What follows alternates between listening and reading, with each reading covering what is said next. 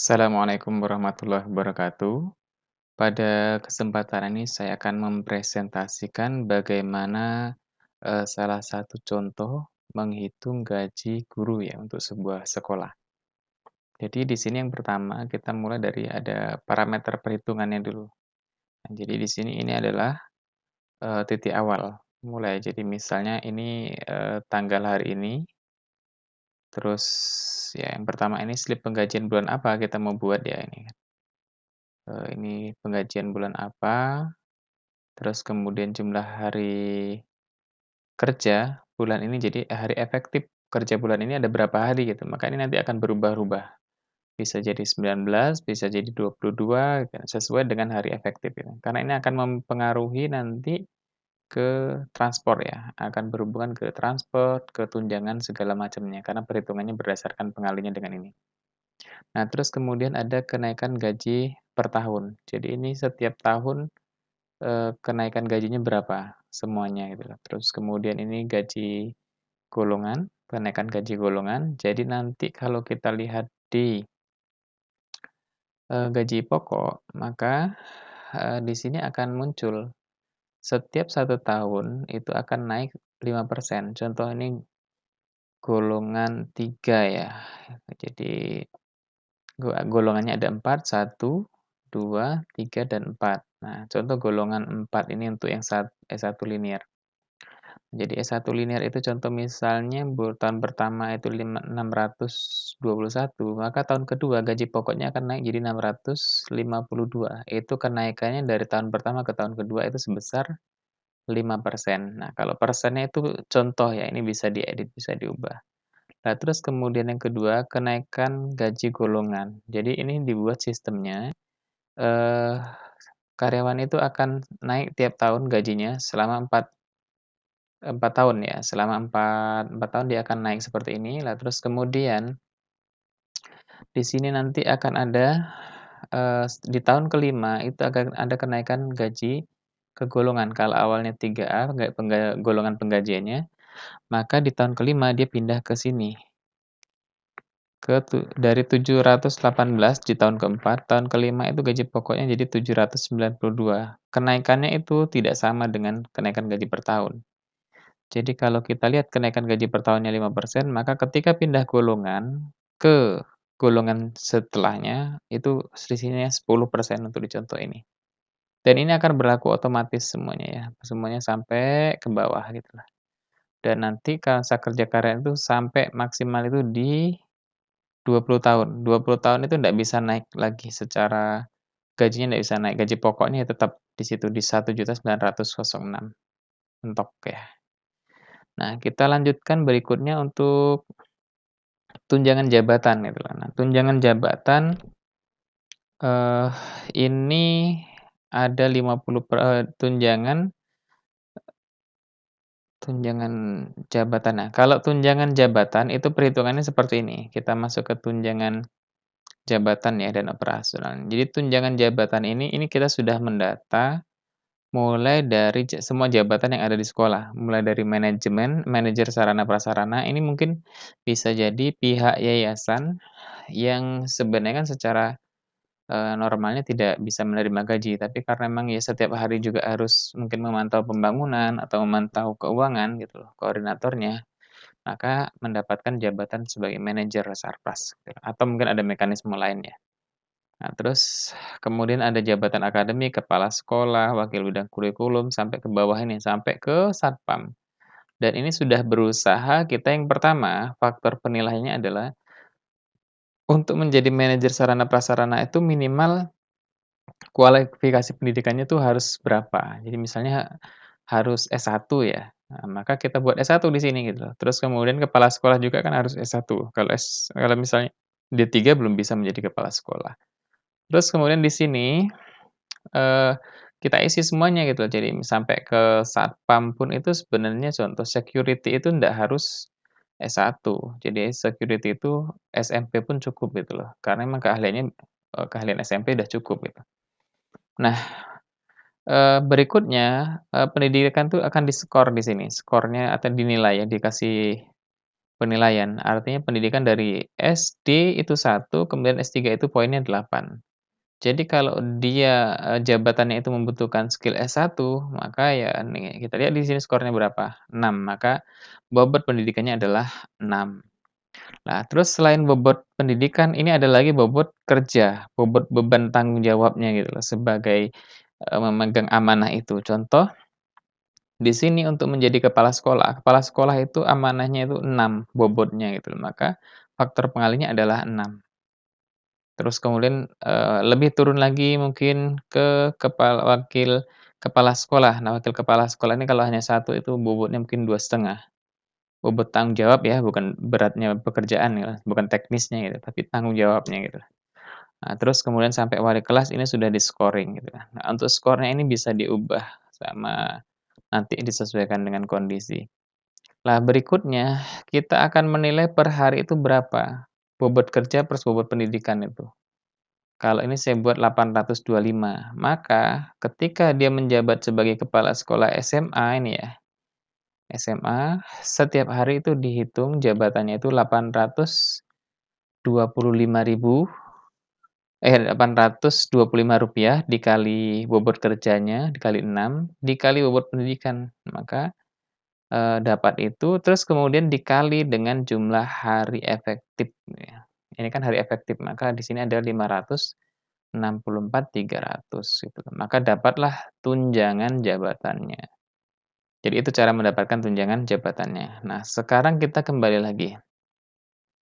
Nah, jabatan itu nanti di sini akan ada jabatan ya, nanti akan ada jabatan utama, kalau kita lihat di slip gaji nanti ada jabatan utama, ada jabatan tambahan. Nah, jadi satu orang guru itu bisa memiliki 2 jabatan. Nah, di aplikasi ini dibuat bahwasannya kalau dia memiliki jabatan tambahan, maka persentase ya, persentase tunjangan jabatan 2 itu terhadap jabatan normal itu adalah 50%. Sebagai contoh, kalau dia jabatannya ada 2, yang pertama dia adalah sebagai, wakil kurikulum, kita lihat di sini. Misalnya dia sebagai wakil kurikulum di SD, kalau dia jabatan utama maka tunjangan jabatannya adalah 198.000.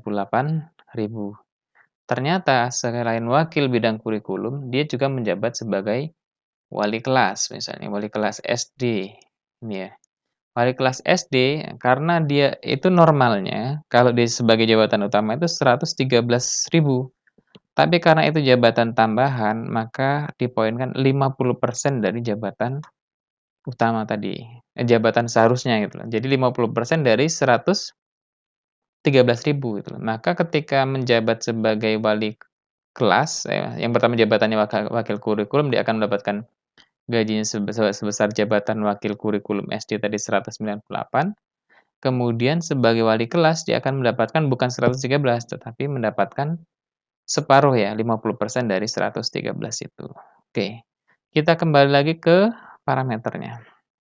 Tadi yang belum kita sebut adalah persentase tunjangan keluarga terhadap gaji pokok ya, terhadap gaji pokok. Nah, jadi persentase tunjangan terhadap keluarga terhadap gaji pokok itu seperti ini. Supaya adil, karena apa, eee, contoh misalnya ada satu pegawai mungkin yang belum menikah, belum punya keluarga, masa kerjanya mungkin sudah 5 tahun gitu kan. Ternyata karena tidak ada parameter tunjangan keluarga, dia akan mendapatkan misalnya gajinya 2 juta atau ya 2 juta. Nah, terus ada satu lagi, ini guru atau pegawai, masa kerjanya sama, masuknya bareng gitu loh.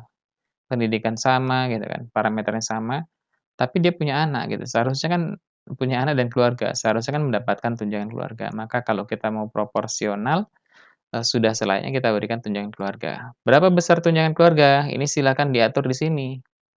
Kalau ini tunjangan keluarga ini berarti kalau, istri berarti tunjangan keluarganya ya untuk suaminya misalnya, kalau suami berarti untuk istrinya gitu. Ini dibuat 8% dari gaji pokok. Nah, terus kemudian kalau tunjangan anak itu 4% dari gaji pokok. Ini sedikit berbeda dengan sistem penggajian PNS. Kalau PNS itu 10% untuk keluarga, 2% untuk anak. Maka nanti, guru yang memiliki anak 2, tunjangan keluarganya pun akan beda dengan guru yang memiliki anak 4, gitulah. Setidaknya inilah yang bisa membantu mungkin gitu. Oke, kemudian tadi ada yang belum disebut masa kerja ya, gaji pokok terendah itu tadi di gaji pokok itu ada ini, jadi kalau SD itu akan masuk ke golongan 1A, kalau dia masuk sebagai dengan ijazah SD. Kalau SMP itu 1C di sini. Kalau SMA itu 2A.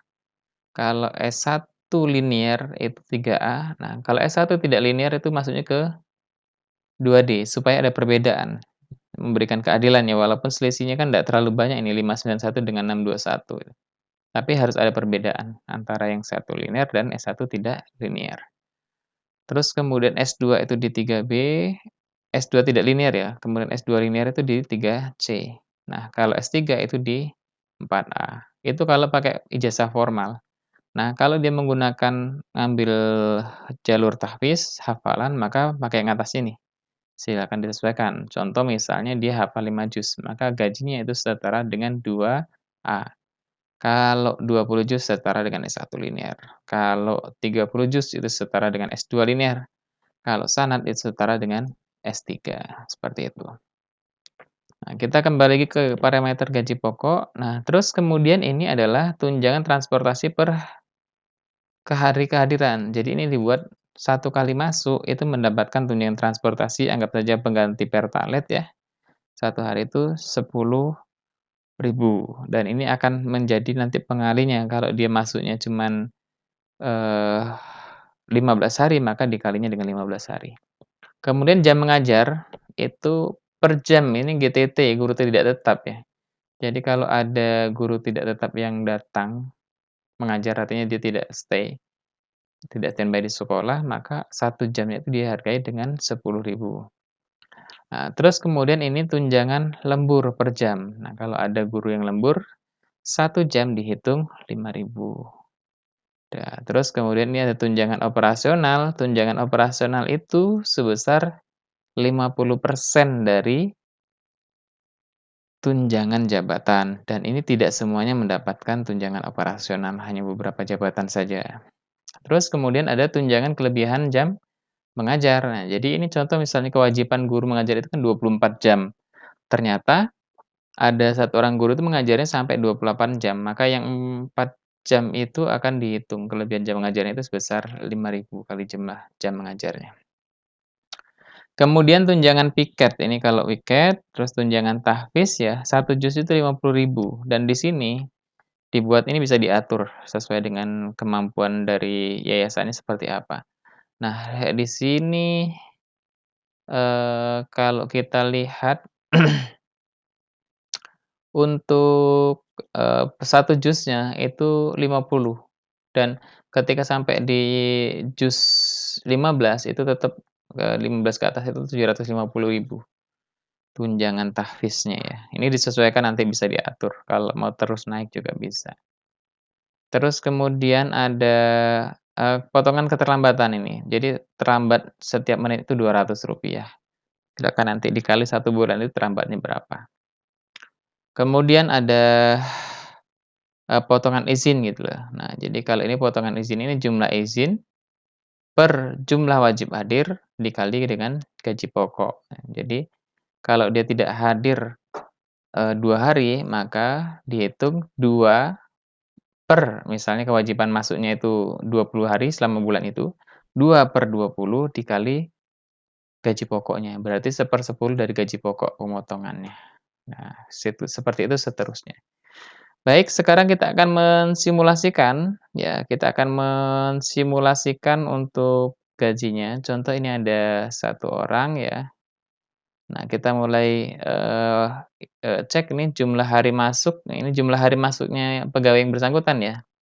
Nah, jadi kita hitung di sini, jumlah hari kerja bulan ini 19, nanti ini akan otomatis masuk ke daftar gaji. Nah, sekarang ini, Rewi Arisandi ini berapa jumlah hari masuknya? Jadi dalam bulan ini ternyata full dia gitu, hari masuknya jumlah kewajiban masuk 19, dia masuk pun 19 hari tidak ada izin. Jumlah izin kosong, jumlah keterlambatan juga kosong. Nah, jam lemburnya ada, ternyata ada lembur gitu loh. Terus kemudian ada, eee, jam mengajarnya, nggak ada jam jam mengajarnya karena dia bukan guru tidak tetap, tapi memang sudah jadi guru atau pegawai yayasan, pegawai tetap yayasan. Kelebihan jam mengajar tidak ada, terus jumlah hari piket 4, jumlah hafalan itu 1 juz. Terus ini status kepegawaiannya, jadi bisa dibuat status kepegawaiannya 100%, 80% atau segala macamnya. Nah, jadi kita lihat dengan gaji seperti itu, dia mendapatkan gaji pokok sebesar 873. Nah, kita lihat dulu di sini, ke sebelah kanan ya. Sebelah kanan kita geser lagi, dari mana mendapatkan gaji pokok? Itu karena pendidikannya kita lihat. Pendidikan ini S1 ya. Nah, kalau dia pendidikannya S1 tidak linier, maka kita bisa mengubahnya di sini menjadi S1 NL. NL, nah maka kita lihat S1 entar, S1 mana tadi? Pendidikan. Oh, bentar. Pendidikan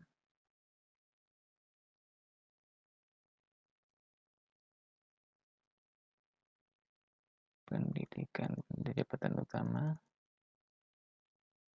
Oh iya nih.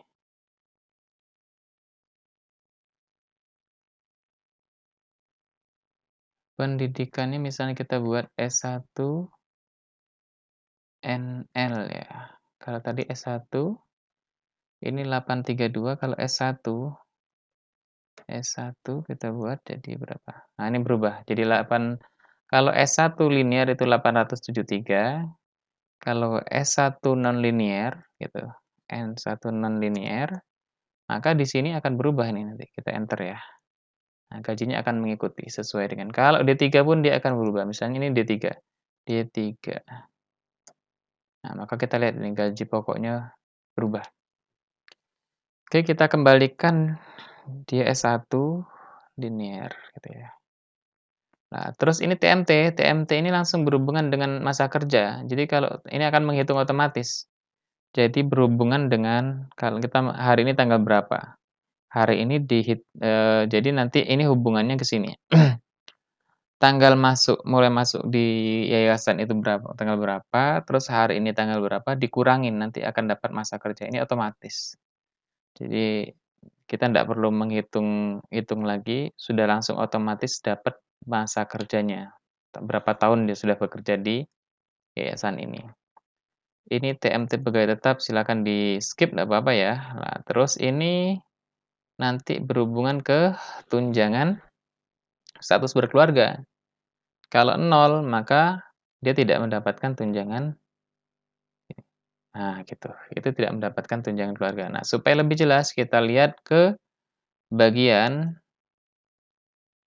kita lihat ke bagian berapa tunjangannya ya. Kita lihat masing-masing efeknya terhadap tunjangan. Kalau ini kan global. Kita lihat mulai dari tunjangan jabatan. Oh, bukan. Sini dulu gaji pokok. Nah, ini. Gaji pokok tadi sudah, sekarang ke tunjangan keluarga. Kita lihat di sini ya. Kita lihat di sini, itu hubungannya ke sini. Tunjangan keluarga. Kalau dia statusnya 0, belum berkeluarga, maka jumlah tunjangan keluarganya 0. Ketika kita buat 1, berarti berkeluarga, maka di sini dapat tunjangan sebesar 8% dari gaji pokok tadi. Terus kemudian dan jadi ini kalau gaji pokoknya beda, tunjangan juga berbeda ya. Ketika gaji pokoknya 900, maka tunjangannya nanti nilainya naik juga gitu. Nah, terus kita masukkan di sini tunjangan anak gitu. Kalau tunjangan anaknya 0, ya maka di sini tidak ada tunjangan anak gitu, misalnya belum punya anak gitu loh. Ketika dia sudah punya anak, 2 tadi contohnya, maka akan mendapatkan 70.000. Kalau anaknya misalnya 4 ya berarti 140.000 dapat tunjangan anak gitu.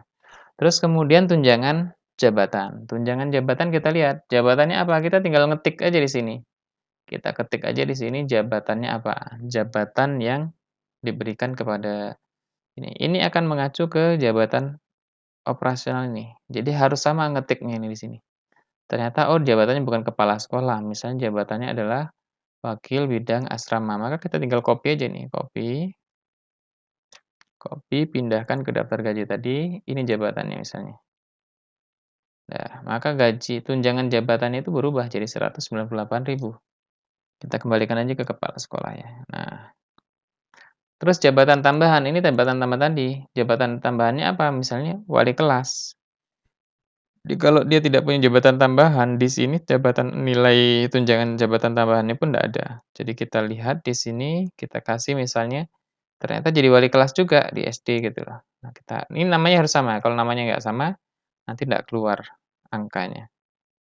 Kita lihat ke daftar gaji, kita beri jabatan eee, wali kelas, maka langsung muncul nih jabatan tambahannya. Nah, terus kelebihan jam mengajar itu nanti di parameter tadi. Jadi kalau memang ada kelebihan jam mengajar, nanti kita coba isi yang di sini ya. Kita isi di awal kalau kelebihan jam mengajar, karena ini bisa berubah-ubah setiap semester. Misalnya jam mengajar, kelebihan jam mengajar ini misalnya kita buat 5. Nah, maka langsung terisi 5 kali 25, 5 kali 5.000. Terus kita kembali lagi, tunjangan transportasi gitu juga. Kalau ini misalnya sekarang transportasinya 190 karena masuknya full. Kalau kita buat di sini cuma masuk 15 hari, maka tunjangan transportasinya cuma 190.000 gitu loh. Dan ini akan mempengaruhi ke yang lain juga. Eh, Kemudian kita lihat lagi ke tunjangan apa yang belum ya? Tunjangan kelebihan jam mengajar sudah, tunjangan operasional gitu. Tunjangan operasional ini karena dia kepala sekolah tadi langsung dapat ya. Kita geser ke kanan lagi, tunjangan, jam mengajar. Nah, ini kalau guru GTT. Jadi kita misalnya guru GTT ada 8 jam, maka akan ada hitungannya langsung 8. 1 jam 10.000, maka dapat 80.000. Nah, terus kemudian, tunjangan lembur. Ya, tunjangan lembur kalau di sini diisi, ini sudah diisi tadi ya, tunjangan lembur. Kita ubah aja nilainya. Jadi misalnya 20 jam, maka akan mendapatkan tunjangan seperti itu, berubah angkanya. Kemudian ketika, ternyata dia izin gitu, maka nanti akan ada potongannya, tapi nanti kita ke tunjangan dulu ya. Tunjangan piket gitu juga, berapa hari piketnya, kalau ternyata cuma 3 hari hadir piketnya ya cuma dapat 3.750, 3.750. Terus tunjangan tahfiz itu berhubungan dengan berapa yang dihafal. Jadi kalau hafalnya 5 juz, maka tunjangannya 250.000. Ini sebagai motivasi kepada guru-guru untuk menghafal. Ini tunjangan lain ini fleksibel. Terus ini tunjangan kinerja bulan lalu. Nah, ini nanti kepala sekolah yang ngasih nilai, berapa sih, kinerjanya bulan lalu, gitu ya. Jadi kita bisa lihat di sini, nah kita isikan aja di sini. Nah, kalau ternyata kinerjanya dihitung nggak sampai 100% ya dibuat misalnya di sini 80%. Nah, maka tunjangannya akan berubah, akan mempengaruhi tunjangan. Oke, tunjangan sudah, maka kita langsung masuk ke subsidi ini ya. Subsidi pendidikan anak. Kita kembali lagi ke awal ke parameter tadi. Subsidi pendidikan anak ini disesuaikan dengan masa kerja. Jadi kalau masa kerjanya 2 tahun, subsidi, anak sekolahnya misalnya di sekolah di yayasan kita itu sebesar 2 kali 2 2 kali maksudnya, subsidinya 25%. Nah, kalau misalnya 5 berarti 50% gitu ya. Jadi seperti itu, disesuaikan, maka kalau lebih dari 10 tahun itu 100% nanti, jumlah, eee, ini ya, untuk perhitungan ini, subsidi sekolah anak, sebenarnya perhitungan biaya sekolah anak gitu. Nah, jadi ini kenapa 750,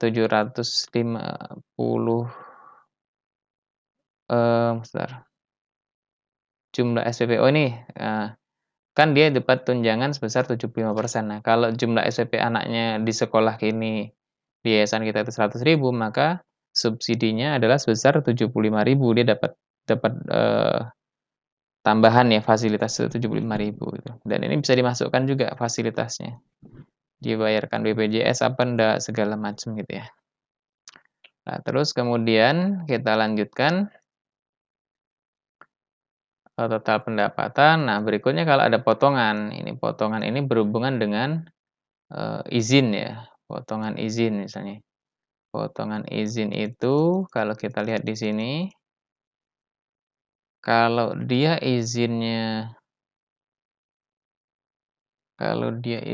coba kita coba izin ini, izinnya misalnya 2 hari, 2 hari maka 2/19 dikali dengan gaji pokoknya berapa gitu. Jadi kalau semakin besar gaji pokok, potongannya juga semakin besar, dia mengikuti gitu. Nah, setelah itu selesai semua, maka nanti akan ada perhitungan jumlah diterima itu nanti 2.821. Dari mana dapatnya ini? Coba kita lihat di, slip gaji. Slip gaji ini. Nah, jadi nanti kita lihat, ini misalnya nomor satu ya, nomor satu ini Ustazah Rewi. Tunjangan gaji pokoknya 873 dan seterusnya ya, gaji pokok terus plus tunjangan, itu dianggap sebagai penghasilan. Jadi penghasilannya adalah 282.838.000.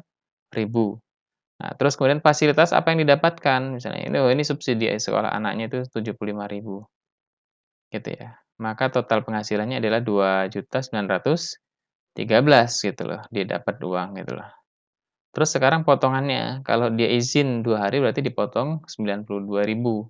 Maka jumlah yang diterima adalah jumlah, pendapatan tadi dikurangi jumlah pendapatan dikurangi potongan yang ini tadi. Penghasilan fasilitas ini dikurangi jumlah potongan. Maka Ustazah Rewi itu akan mendapatkan 2.820.000. Ini sudah dibulatkan karena kemarin request-nya diminta per 10.000 ya. Nah, jadi untuk yang kedua, untuk, untuk karyawan kedua kita contohkan satu lagi, misalnya supaya ada gaji pokoknya ya. Untuk yang kedua, misalnya kita buat jumlah hari kerja, ternyata dia 19, oke, terus kemudian jumlah izinnya ndak ada, terus kemudian jumlah lembur, oke, jumlah hari piket 4, misalnya gitu ya. Status kepegawaiannya 100, gitu kan. Sama lagi fasilitas ndak ada. Gaji pokok ini karena belum diisi gaji pokok karena belum diisi TMT-nya. Jadi supaya dapatkan gaji pokok itu kita isi TMT-nya. TMT nah ini TMT-nya kita copy aja yang atas. Misalnya kita ubah tahun 2010.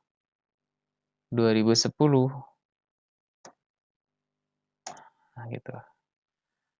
Ya, maka hasilnya kita langsung dapat 1.490.000.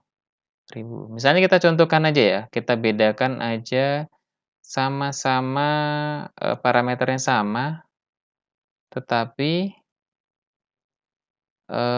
nanti yang bedakan adalah ini. Ini kita samakan, semua parameter kita samakan, yang bedakan adalah masa kerja. Masa kerjanya kita buat gaji pokok, jumlah gaji pokok, fasilitas, ada yang harus diubah ya. TMT sudah, jabatannya kita buat ini sama,